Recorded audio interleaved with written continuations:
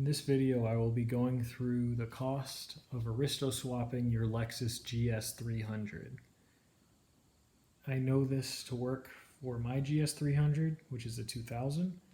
There's no guarantee that it will be the same for you because prices always change and these motors are getting harder to find.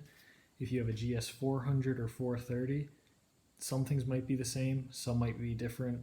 I haven't looked into that car enough to fully know what's going on.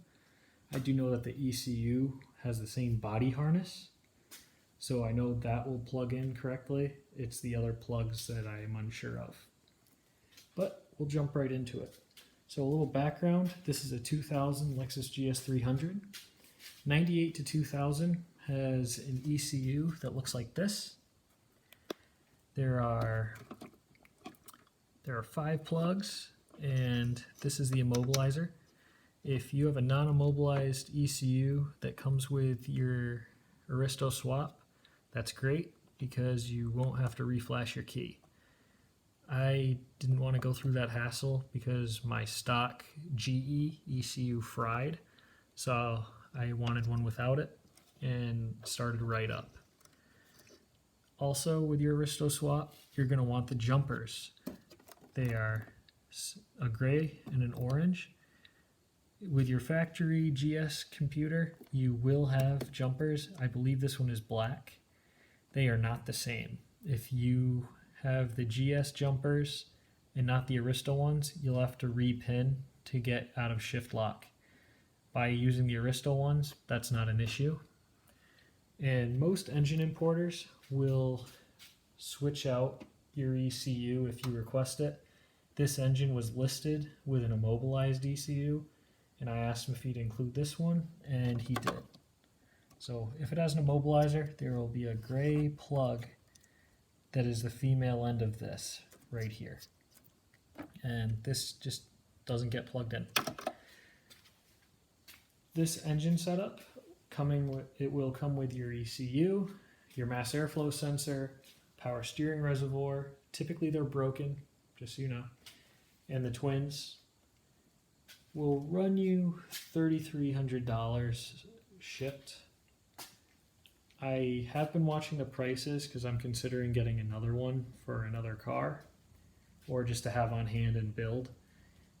But the prices are rising on them, so this list is kind of already obsolete, unfortunately. But if the prices come down, this would work out great. So from there, oh, and also the transmission is typically included as well. That's something you will want, and ideally, before you put it in the car, change out the filter inside the transmission, because it's kind of a pain doing it when it's in the car unless you have a lift.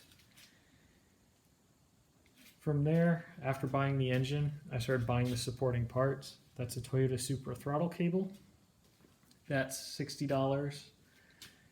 Miscellaneous gaskets, so for the valve covers, the exhaust manifold, and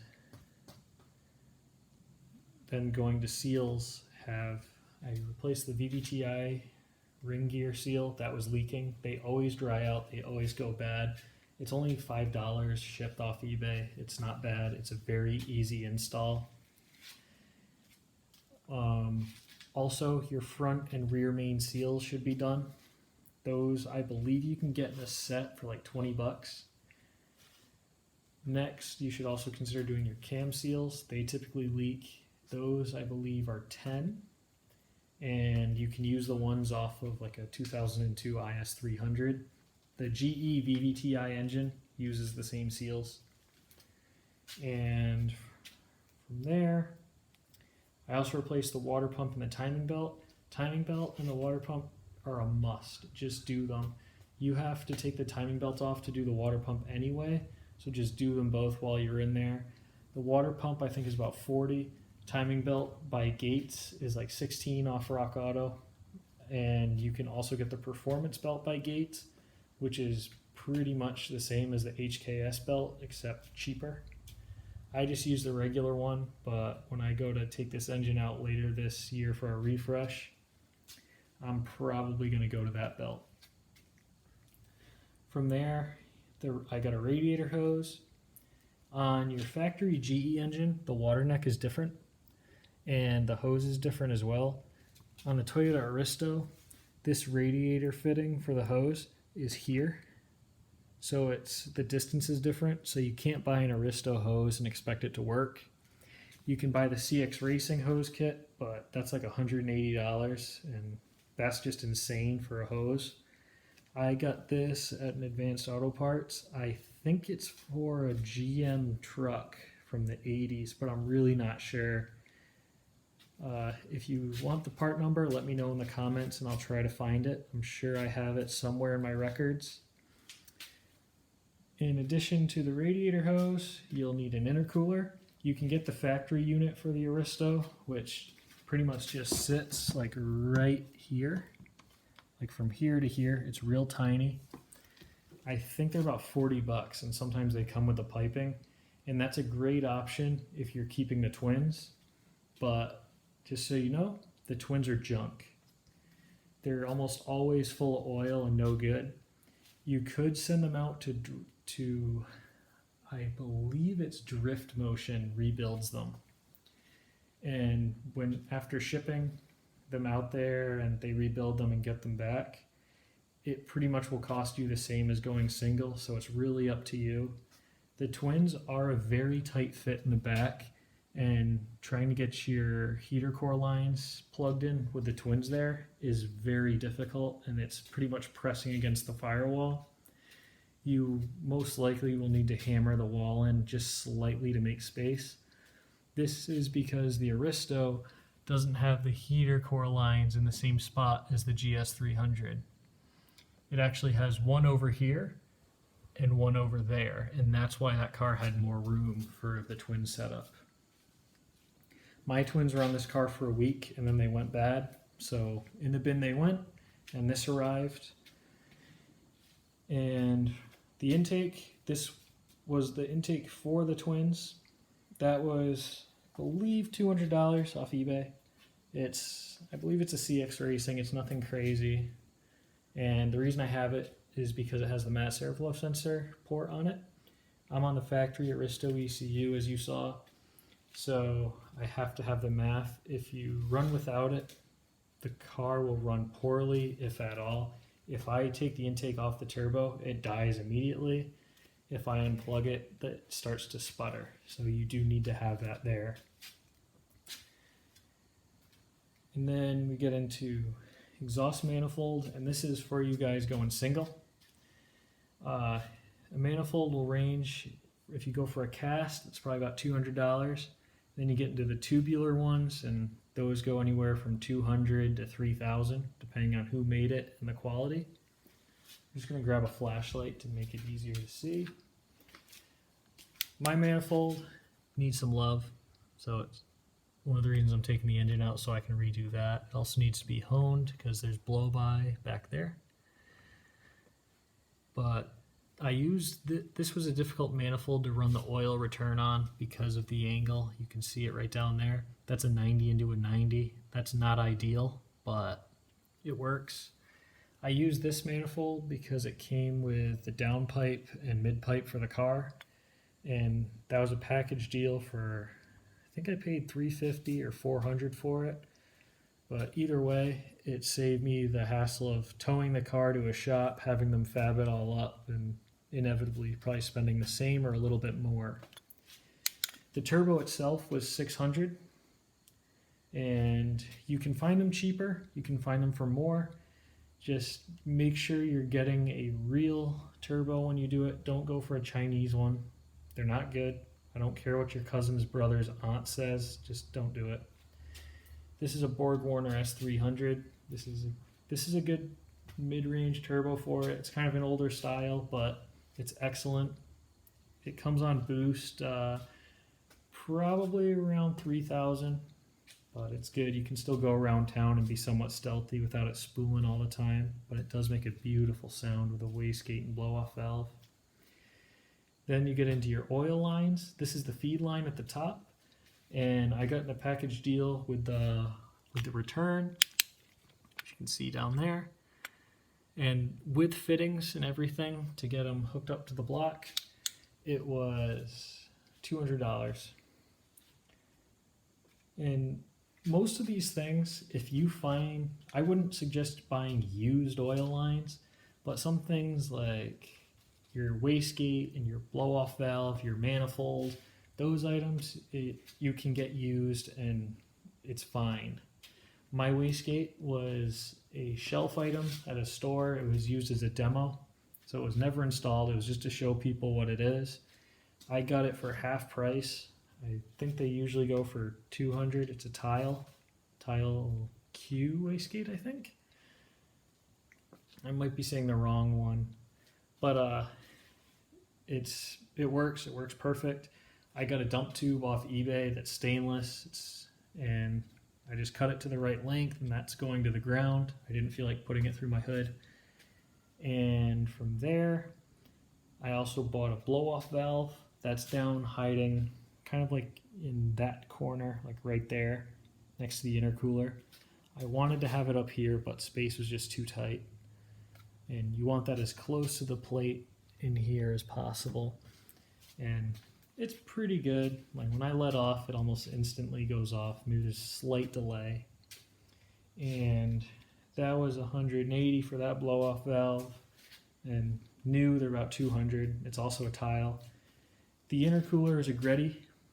I bought that off Kruber. Once again, I just watched different websites. I was looking at different aftermarket ones, Summit Racing, eBay. Yes, I used eBay for some stuff. Don't judge me.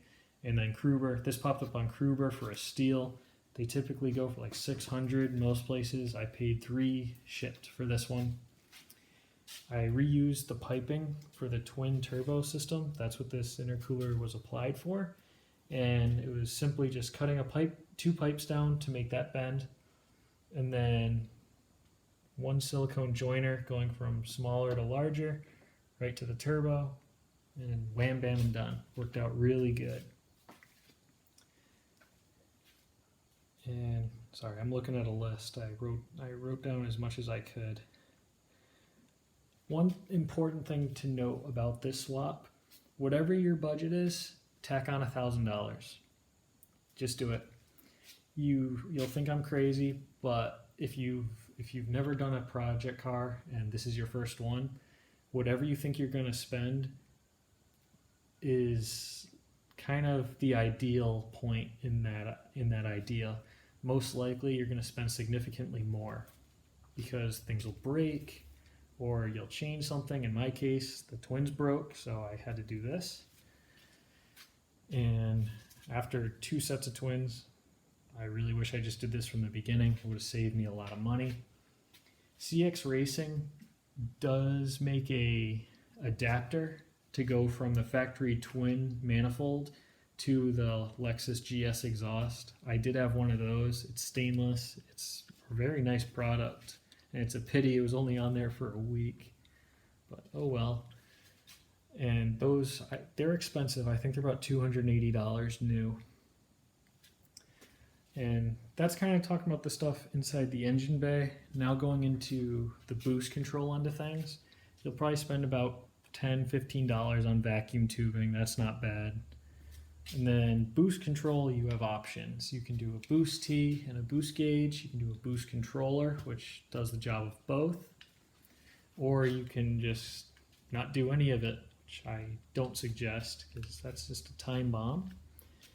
But I ended up going for a TurboSmart eBoost 2. I found a good deal on Facebook and I grabbed them there. Facebook and Craigslist honestly saved me a lot of money. Just watching for deals, stuff would pop up, and after a PayPal agreement or something like that, you get your parts. You do run the risk of something being possibly broken, but at the same time, if you can save a little money here and there, it benefits your budget. There's the TurboSmart in there, and that's an AEM boost gauge next to it. I strongly advise getting an AFR gauge. I have yet to do so, but that's a wise move. AEM makes one that also acts as a boost controller, so it kills 2 birds with 1 stone. And yeah, we went through quite a bit, I think. Other side notes are, if you have questions, LS400 brake conversion has been done on this car. I use the RCAs so I wouldn't have to grind down the caliper to make it fit. The idea of having to cut apart to make it work is just an awful idea. Oh, drive shafts. That's what I forgot to mention. The Lexus GS has a two-piece drive shaft. The back half, which goes from the door jamb to the rear axle, so pretty much from this point to the rear wheels, that piece is fine. You can use it. You need the front half Aristo shaft. I've heard that you can use one off of a GS 400. I don't know for sure though, so don't quote me on that. But that's about $180 to buy the whole thing. Sometimes you can look out and find the front half for like $40, which is good, but prices are kind of going up on stuff, so I paid on the high end for that one, but I made up for it paying low on other things. Power steering reservoirs, typically they're broken. This one's off a Highlander. You can also get different ones for maybe a Toyota Supra, twin turbo, or things like that, and those will work. This one isn't ideal. I don't like the angle of the hoses, so I'm probably going to end up with another one. I kind of have it ghetto rigged right now with a zip tie and real crappy license plate bracket. Sort of like those ones. Vibrant vacuum block is $40, and that's for vacuum source for the boost controllers. And yeah, I think that's about it. If you end up choosing to do a completely custom exhaust, that's probably going to run you at a minimum of $200, and it'll keep going from there. What else?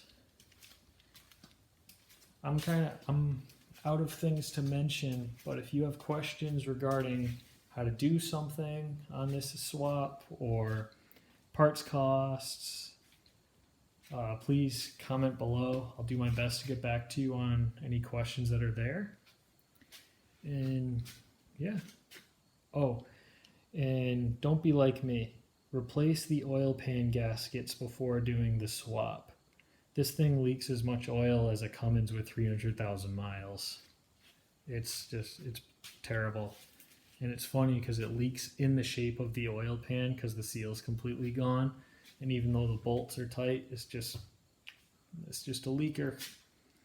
So any questions, comment below, and I'll do what I can to answer them. If I can't, I'll refer you to someone who can. Peace.